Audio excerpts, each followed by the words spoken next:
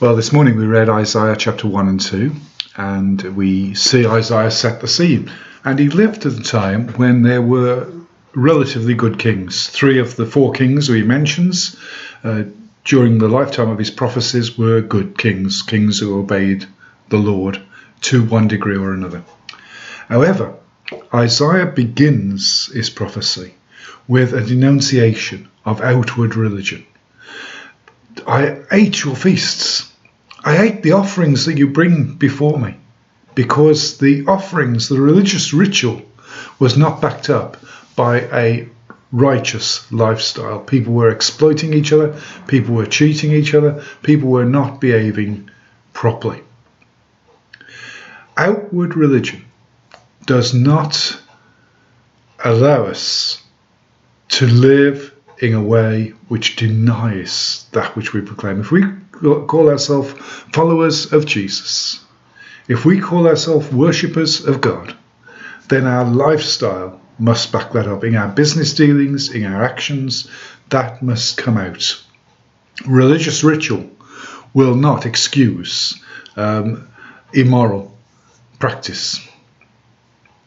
So that's the first chapter of Isaiah, and that's what he deals with. He'll return to this theme throughout his book.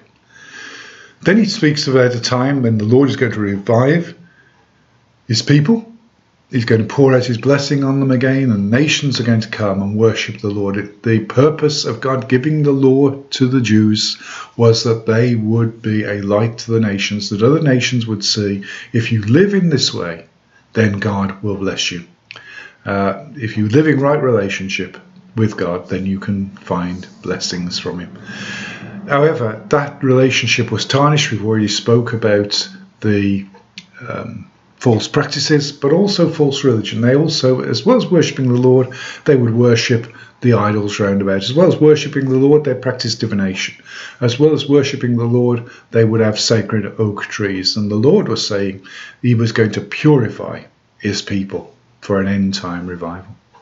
And we look as well in this day to us as his people, making sure that we are living right before him, making sure that we are seeking to live holy lives, to deal justly in our business dealings and in our interactions with others.